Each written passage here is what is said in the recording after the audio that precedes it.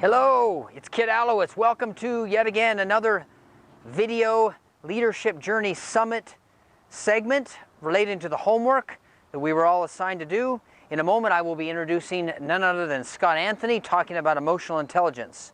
I'd like to briefly remind you that this particular video is in conjunction with the homework assignment that had to do with uncovering, discovering, learning, and getting more familiar with this idea of emotional intelligence, emotional wisdom, emotional maturity. Your assignment, if you remember, was to do several things. You had an assignment each month. In February, you were supposed to look at your personal understanding and description of what emotional intelligence was. In the next month, in March, you were supposed to talk about or think about how the 5 foundational principles directly relate to this idea of emotional maturity. And then in April was to think about someone in your life that might exhibit the most or the least amount of emotional maturity, and then also the most amount of emotional maturity, and then think about that and just do some thinking time. So we're really trying to have you focus on spending time thinking about what you think about. Because when you take time to look at the way that you see things and think about things, the way that you see things can change.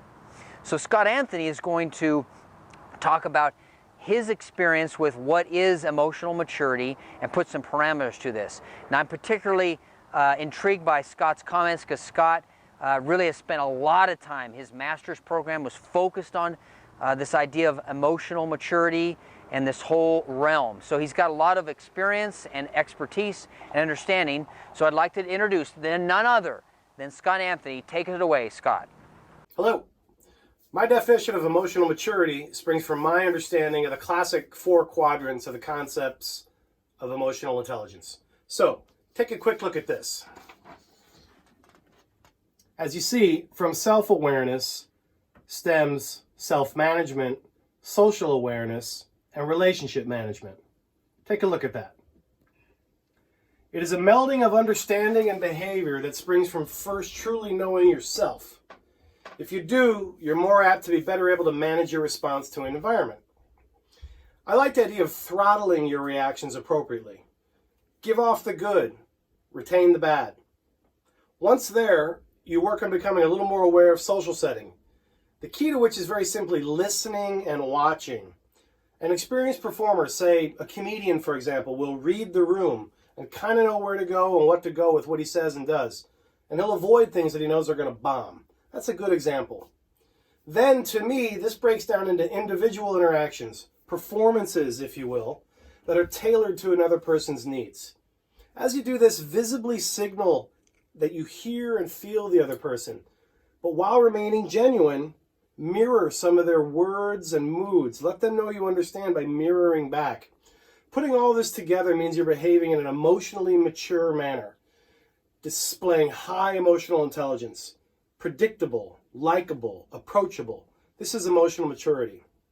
For further understanding, take a look at some of these words to help you understand kind of descriptors that might help you get there. So you want to be not bossy or aggressive, but ambitious and decisive. Not distracted, glib, or impulsive, but warm, sociable, charming. Not passive or stubborn, but consistent, stable. Be a good listener. And instead of being picky or fussy, be neat, careful, systematic. These are the kind of things that display and project emotional maturity and make you good to deal with. Now, to close out, some might opt out of developing a high level of emotional security and maturity, because of some uncomfortable personal revelations it may reveal. A true self-reflection could bring an acknowledgement of a hard-to-overcome personal problem or habit. Some people would rather not know or would rather not take the effort to change.